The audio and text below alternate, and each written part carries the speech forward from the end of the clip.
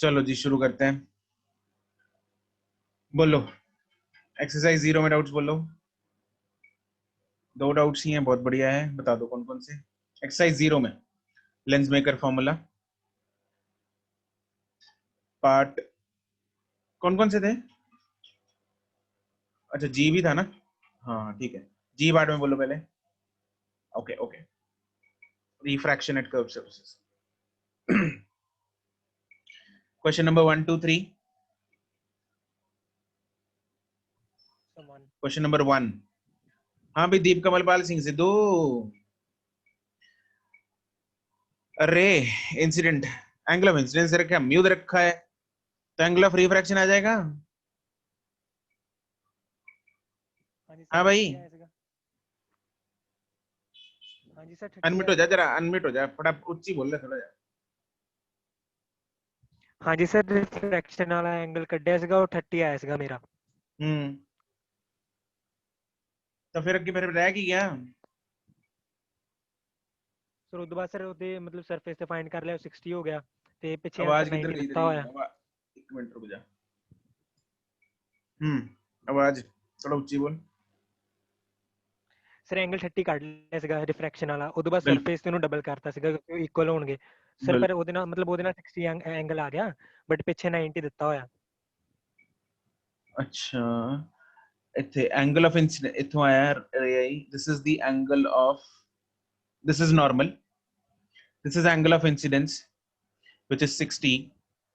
उतना ही angle of reflection होगा, मतलब दिस इज आल्सो 60। ठीक है, रिफ्लेक्टेड रे आ गया ना। हाँ जी अब सर। अब एंगल ऑफ रिफ्रैक्शन कितना आया सॉल्व करके? 30 डिग्री। रे ऐसे जाएगी, ये 30 डिग्री है, हाँ जी सर। ये एंगल निकालना है। ठीक है सर, ठीक है sir.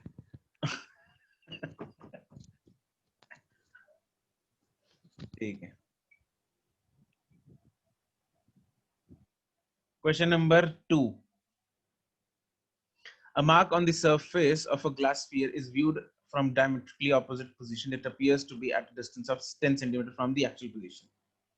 Find the radius of the sphere. इसमें शिरवी, ये जो 10 सेंटीमीटर दिया हुआ है, ये क्या चीज दी हुई है? What is 10 centimeters?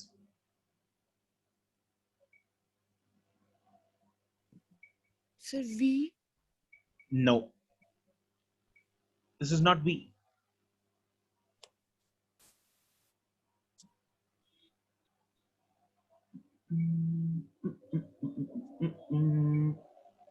हाँ भाई राहुल, तू बता जरा क्या दिया हुआ है ये? कौन सा सर, कौन सा क्वेश्चन? हाँ भाई, कौन सा क्वेश्चन? इस क्वेश्चन नंबर 2 में पूछ रहा हूँ, 10 सेंटीमीटर क्या दिया हुआ है? 10 दिया हुआ है सर, 10-2r। यू दिया हुआ है 2r, r फाइंड करना है। यू दिया हुआ है 2r, करेक्ट। इधर से हम देखेंगे, इधर से देख रहे हैं, मार्क, जो मार्क है इस स्फीयर पे वो यहाँ पे है। तो यू जो है, मतलब ये वाली डिस्टेंस नहीं ले रहा मैं, आंख बिल्कुल यहाँ से ले रहे हैं, तो this is you which is obviously twice of ये रेडियस है। ठीक है, और ये जो बोल रखा है, it appears 10 centimetre behind the actual position. तो यहाँ पे है, इसकी इमेज बनी, this is object, this is image, 10 centimetre से पीछे दे रखा है। तो इस केस में जो u होगा वो होगा -2r, v होगा दैट इज माइनस,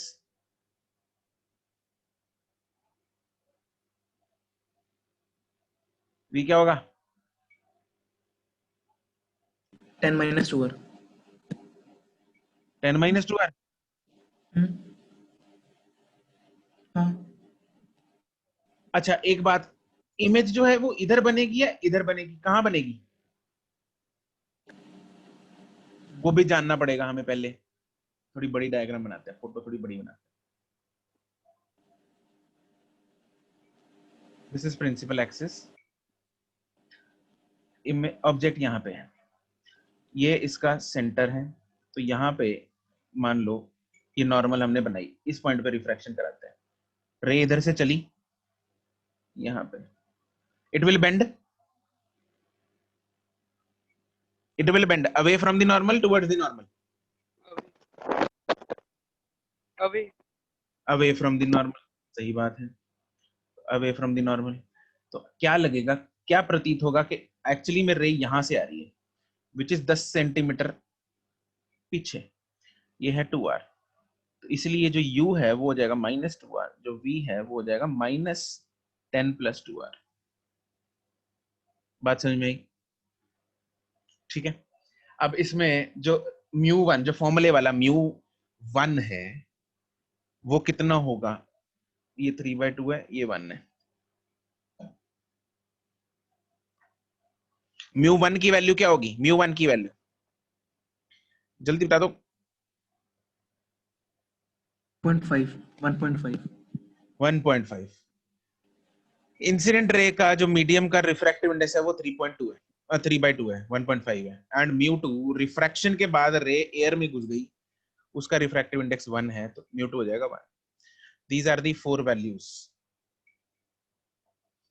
अब आपको फॉर्मूला लगा देना है। बात समझ में आ गई? क्लियर है बिल्कुल?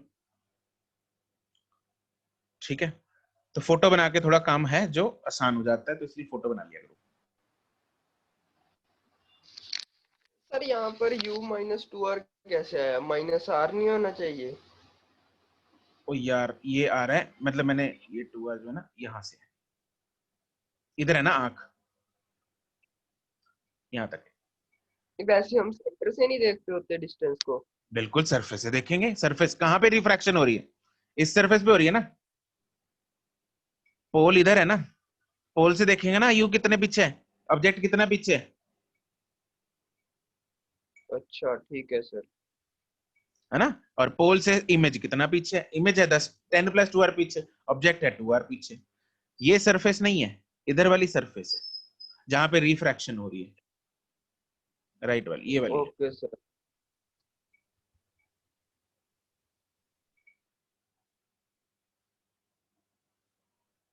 Next 3 4 sir fourth, sir fourth, sir answer गलत आ रहा है मेरा। अच्छा जी,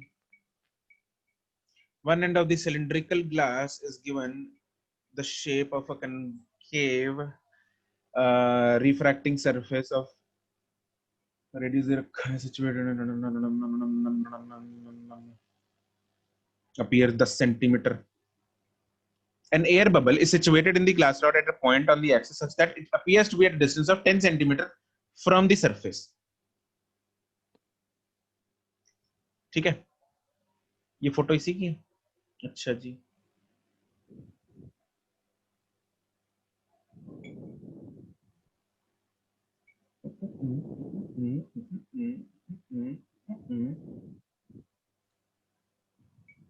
one end of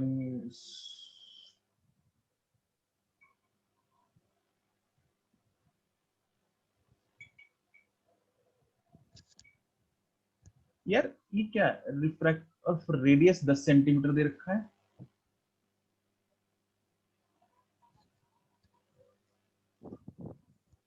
फोटो ही इसी क्वेश्चन की है क्या?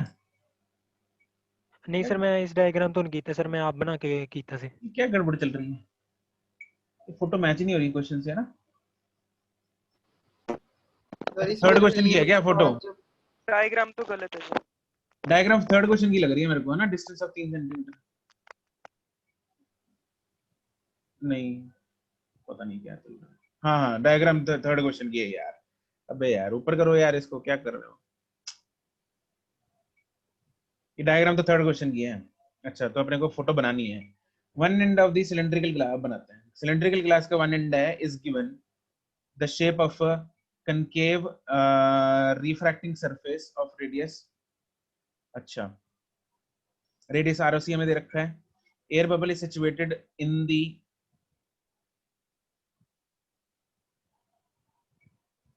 air bubble is situated in the glass rod at a point on its axis such that it appears to be at a distance of 10 centimeter from the surface inside the glass when seen। अच्छा इसमें यार देखो radius of curvature क्या है 10, -10। Radius of curvature 10 है, ठीक है।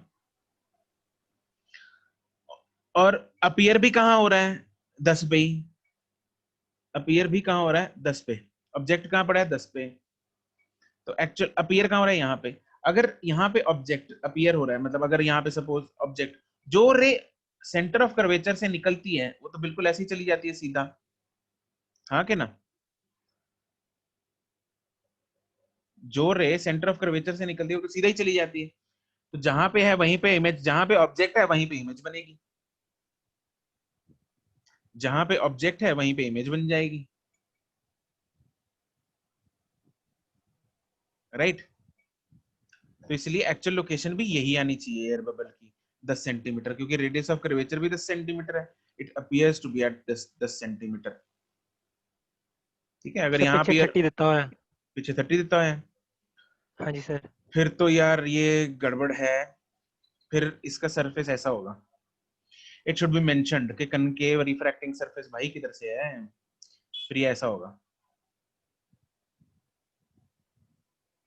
यूं होगा। ऑब्जेक्ट का डिस्टेंस आ रहा है 30, इमेज का तो 10 ही आ रहा है। ठीक है एक मिनट, ऐसा होगा रेडियस ऑफ कर्वेचर इसका, क्यों, क्योंकि रेडियस ऑफ कर्वेचर अब इधर आएगा ना, रेडियस चेक कर लेते हैं इसको, radius of curvature is 10, appear यहाँ इस सरफेस पे जो v की वैल्यू दे रखी है वो हमें दे रखी है -10, r की वैल्यू है +10, और यहाँ पे अगर ऑब्जेक्ट जो भी दे रखा है, यहाँ पे अगर ऑब्जेक्ट पड़ा होगा, यहाँ से जरा रिफ्रैक्शन करा के देखें, सर पर वो इमेज तो इनसाइड नहीं लिखी हुई आपने, बाहर अभी। क्या इमेज इनसाइड नहीं बननी है, रेडियस आपका बाहर की तरफ है तो अंदर ही बननी है। हाँ हाँ कराते हैं ना, अभी रिफ्रैक्शन तो कराते हैं, ये नॉर्मल है ना, इधर यहाँ से ठीक है रिफ्रैक्शन कराते हैं, यहाँ पे इट विल बेंड, हाँ भी Sumit Kumar, it will bend away from the normal. Away, ऐसे बेंड हो गई ना, तो इमेज जो है हाँ इसकी यहाँ बन जाएगी, ठीक है। ठीक है। तो इमेज का जो डिस्टेंस है दे रखा है वो दे रखा है 10, हमें ऑब्जेक्ट का डिस्टेंस निकालना है, यू निकालना है, ये निकालना है, समझ गए। अब लगा लो यहाँ पे μ1 कितना होगा, μ1 मतलब इंसिडेंट वाला रिफ्रैक्टिव इंडेक्स, इंसिडेंट वाला रिफ्रैक्टिव इंडेक्स कितना है,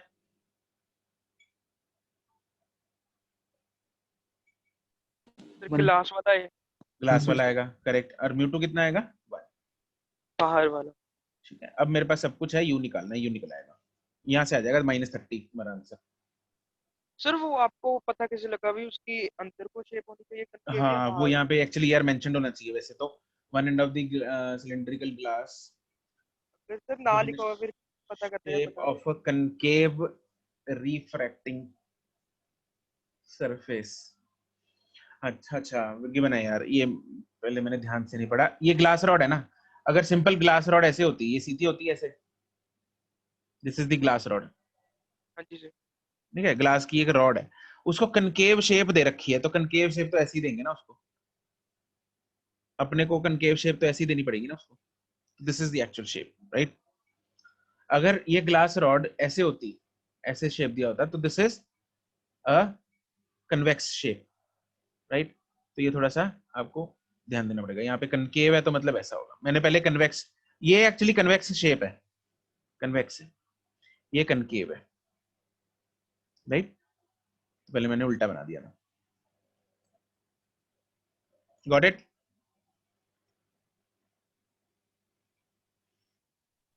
ठीक है, लेंस मेकर फॉर्मूला में बोलो, एनी डाउट। सर ऐसी कन्वेक्स नहीं होती थी सर, क्या कह रहा है, ऐसी कन्वेक्स नहीं होती थी चमचे ऐसी, जो भी आपने बनाई थी सर। हाँ चमचे के तो दोनों साइड होते हैं, हाँ जी वो वाली साइड कन्वेक्स नहीं होती थी ये सर, वो कन्वेक्स होती आप। है ना, ये हाँ कनकेव जी सर, होती है, ये वाली कनकेव होती है, फिर वो इधर तो वाली, बाहर की कनकेव। हाँ तो ग्लास रॉड है ना, ग्लास रॉड को कनकेव शेप दी है तो ऐसे ही देंगे ना, समझ रहे हैं सुमित कुमार, हाँ जी सर। समझ गया? हाँ जी हाँ जी। ठीक है, क्वेश्चन नंबर 5 तक, 9 तक। सर सिक्स्थ का आंसर -360 आ रहा है, पीछे 360 दिया हुआ है इसका आंसर सिक्स्थ का। the focal length of the lens shown in the figure। हाँ, क्या आ रहा है तेरा? मेरा सर -360 आ रहा है। अच्छा, वैसे तो यार ये कन्वेक्स है, इसका प्लस आना चाहिए, शक्ल से दिख रहा है, लेकिन खैर अपने को कैलकुलेशन से भी आना चाहिए, राइट है ना? तो कैलकुलेशन में बता जरा क्या किया तूने। मैंने सर 1 मिनट देख के बताता हूँ। सर इस लेंस का नाम क्या है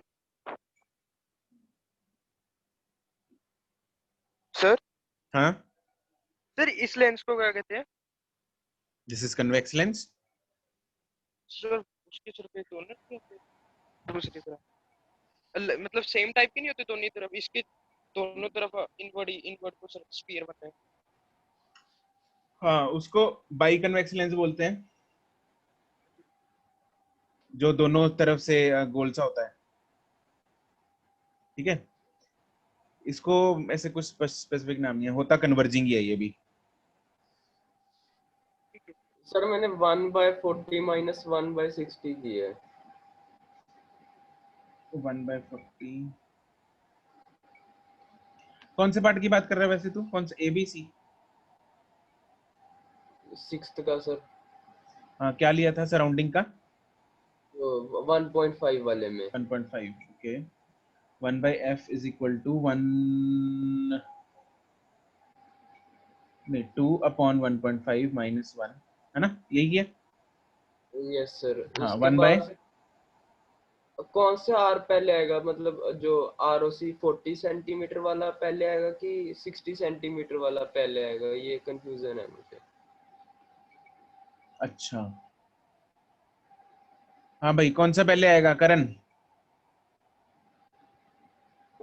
सर 60 वाला आएगा बाय जो हमने माना हुआ है सर, उसके हिसाब से। हमने ऑब्जेक्ट इधर मान लिया। यस सर, 60 आएगा, -60। हाँ, जैसा मर्जी मान लो, ठीक है, एक जो मर्जी मान ले। क्या कह रहे हैं अर्शित? Yes sir. कोई भी पहले ले ले, ठीक है, कोई भी वैल्यू ले ले, लेकिन ऑब्जेक्ट तो किसी साइड मानना पड़ेगा ना। मान ले मैं ऑब्जेक्ट यहां मान लेता हूँ इधर, तो रेज इधर जाएंगी। Yes sir. अब 60 जो है, मैं पहले, अब ऑब्वियसली 60 वाला पहले आएगा, this is R1, this is R2। अगर मैं ऑब्जेक्ट इधर मानूंगा तो 40 वाला पहले आ जाएगा, लेकिन आंसर दोनों से सेम आना चाहिए। ऐसा तो है नहीं कि ऑब्जेक्ट दूसरी साइड ले लेंगे तो लेंस की फोकल लेंथ बदल जाएगी, ऐसा तो नहीं होता, है ना? वो मैंने फॉर्मूले में शायद उल्टा लिख दिया। नहीं, अभी अभी सीधा भरते चल। अभी क्या आएगा R1? कितनी वैल्यू आएगी R1 की? R1 की सर 60 -1/60, हाँ, 1/-60 आएगा, और ठीक है, उसका उसका भी -1/40 जो कि प्लस हो प्लस जाएगा। हो जाएगा ना, तो -40 के कारण वो प्लस हो जाएगा पीछे, तो आंसर तो पॉजिटिव ही आएगा, ठीक है। Okay sir. चलो, और कोई डाउट 9 तक?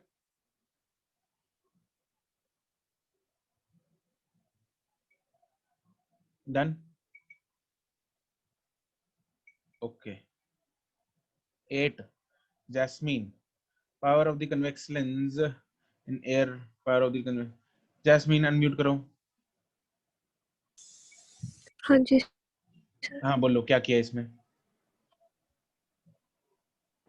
मतलब समझ नहीं आया कि कैसे करूँ। आपने पावर का कल लिखवाया था वो 1/4 power is 1/f is equal to mu relative हाँ माइनस जी 1/R1 माइनस 1/R2।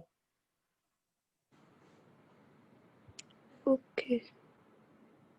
तो पहले केस में हमें 6 दे रखी है, तो 1/6 मतलब power is 6 is equal to mu relative. Mu relative is mu of lens, power of convex lens. Convex lens का दे रखा है एयर में 3/2 -1 इनटू ये टर्म 1/r1 माइनस 1/, यहाँ से ये इस टर्म की वैल्यू आ गई, 1/r1 माइनस 1/r2 की वैल्यू आ गई। फिर दूसरी बार फॉर्मूला जब लगाएंगे, जब पानी में, इसी टर्म की वैल्यू एज इट इज उठा के दूसरे फॉर्मूले में डाल देना। Okay sir. Okay, exercise 1,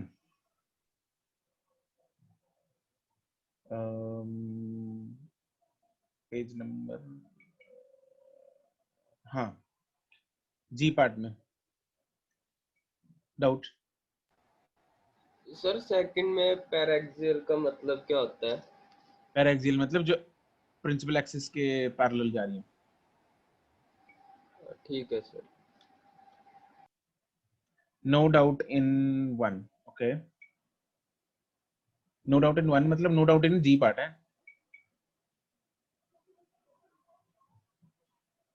anything in G part? No. Part G का सेकंड, हाँ भाई Rahul, a narrow parallel beam of light is incident paraxially on the solid transparent sphere of radius r. What should be the refractive index if the beam is to be focused at the surface of the sphere, या at the center of the sphere? हाँ भाई, एक गोला है, गोला, raise ऐसे आ रही हैं, इसको फोकस करके अपने को इधर लेके जाना है या फिर इधर लेके जाना है। दोनों केसेस में अपने को फाइंड क्या करना है? रिफ्रैक्टिव इंडेक्स फाइंड करना है। ठीक है, दोनों केसेस में इमेज डिस्टेंस, ऑब्जेक्ट डिस्टेंस कितना है दोनों केसेस में? ऑब्जेक्ट डिस्टेंस राहुल,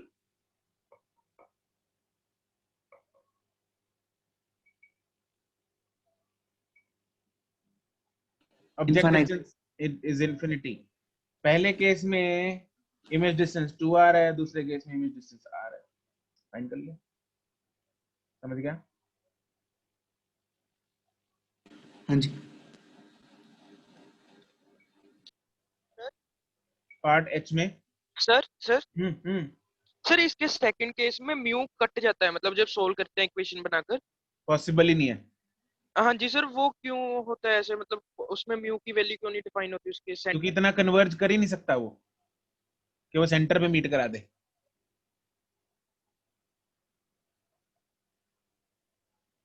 समझ रहा है? हाँ एक जी सर, बात, हाँ जी। हाँ, इसको एक और लॉजिकली तरीके से सोचते हैं। ओके। अगर रेज जो हैं वो यहाँ सेंटर पे आ रही हैं, हाँ जी सर। यहाँ ऐसे ऐसे आ रही है ना, ऐसे आ रही है ना सेकंड केस में, प्रिंसिपल ऑफ रिवर्सिबिलिटी लगा देना। अगर रेज इधर से चलती, ये सेंटर ऑफ कर्वेचर है, तो ये नॉर्मल है ना सुमित कुमार? अगर डाउट पूछता हुआ कोई म्यूट हो गया ना दोबारा, I will oh sir, stop वो मुझे टेलिंग द लगा मैं डाउट्स। अनम्यूट हूँ सर, मैं तभी बोली जा रहा था, पर म्यूट था यहाँ। हाथ पीछे कर लिया करो अपना। एक बार हाँ जब डाउट शुरू कर दिया तुम लोगों ने पूछना, एक राहुल भी बार बार म्यूट हो रहा है। एक बार जब तक चीज हल नहीं होती, अगर म्यूट हो गए दोबारा इस सेशन में, तो दोबारा तुम लोगों को डाउट नहीं बताऊंगा। सर वो गलती से पता नहीं लगा। हाँ भाई, प्रिंसिपल ऑफ रिवर्सिबिलिटी बता जरा। अगर इधर से चलेगी तो ये नॉर्मल है, हाँ जी सर, तो नॉर्मल है तो रे किधर जाएगी? सीधा ऐसे निकल जाएगी, सीधे ही निकल जाएगी सर। इधर थोड़ी मुड़ेगी। हाँ जी। हाँ, तो वैल्यू। पॉसिबल ही नहीं है सेकंड केस तो। हाँ जी, समझ गया। पार्ट एच में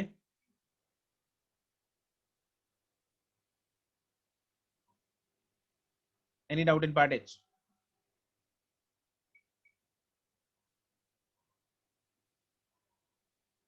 नो, ठीक है,